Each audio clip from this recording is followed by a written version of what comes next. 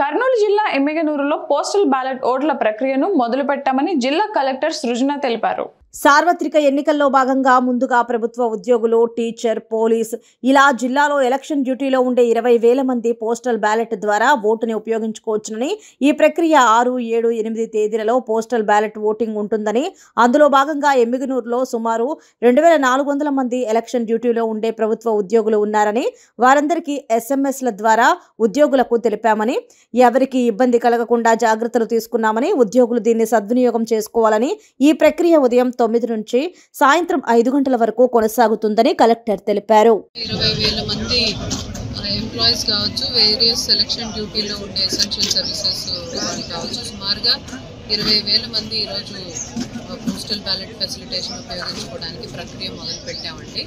6, 7, 8వ తేదీల్లో postal ballot వేసుకోవచ్చు.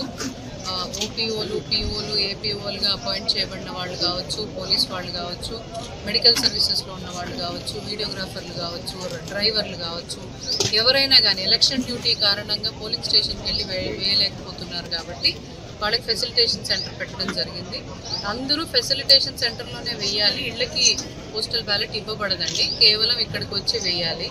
సో ఇక్కడ కూడా మేము ప్రతి దగ్గర ఎవరికి వారికి కౌంటర్స్ పెట్టడము, హెల్ప్ డెస్క్ పెట్టడము, టోకన్ వారీగా లోపల పంపించడము, ఎవరి ముందు ఎవరి తర్వాత అనే కన్ఫ్యూజను, తోపులాటలు ఉండకుండా వచ్చిన వెంటనే వాళ్ళకు ఒక టోకన్ నెంబర్ ఇవ్వటము, మెల్లగా లైన్లో పంపించడము, లోపలే వాళ్ళు చేయాల్సిన డాక్యుమెంటేషన్ అన్నీ కంప్లీట్ చేసుకొని బయటకు వచ్చేసేసే విధంగా తయారు చేసుకోవడం జరిగింది. ఇక్కడ ఈ ఎమ్మిగనూరు నియోజకవర్గంలో 2,400 ఉన్నారు కాబట్టి వెయిట్ చేయాల్సి వస్తుందనే అవసరంతోనే షేడ్, డ్రింకింగ్ వాటర్, కుర్చీలు అందరికీ కూడా ఏర్పాటు చేసుకోవడం జరిగింది.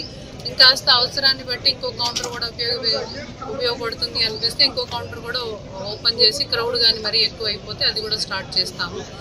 వచ్చే ఎంప్లాయీస్కి కానీ మా స్టాఫ్కి కానీ ఎటువంటి ఇబ్బంది లేకుండా పోస్టల్ బ్యాలెట్ ఫెసిలిటేషన్ ప్రక్రియ పూర్తిగా సజావుగా, సాఫీగా, ఎవరికి ఇబ్బంది లేకుండా జరిగే విధంగా ప్లాన్ చేశాము.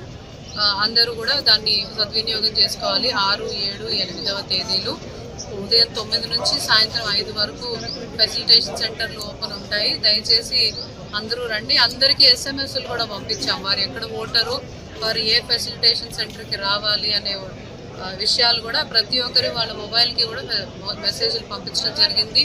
ఎవరు ఓటర్గా నమోదై ఉన్నారో ఆ కాన్స్టిట్యున్సీలోనే ఫెసిలిటేషన్ సెంటర్కి వెళ్ళవలసిన అవసరం వస్తుంది. కొంతమంది బయట జిల్లాల వాళ్ళు ఉన్నారు, ఆ బయట జిల్లాల వాళ్ళు మాత్రం ఎక్కడ పని చేస్తున్నారో ఆ కాన్స్టిట్యున్సీస్కి సంబంధించిన ఫెసిలిటేషన్ సెంటర్కి వెళ్లాల్సి వస్తుంది. మెజారిటీ మన జిల్లా వాళ్ళే ఉన్నారు, సుమారుగా 20,000. వారు ఓటర్గా ఎక్కడ నమోదు చేసుకోబడి ఉన్నారో అదే కాన్స్టిట్యున్సీ యొక్క ఫెసిలిటేషన్ సెంటర్కి వెళ్లాల్సి వస్తుంది. ఆ విషయమే అందరికీ ఫోన్ల ద్వారా, SMS ద్వారా కూడా తెలియజేయడం జరిగింది.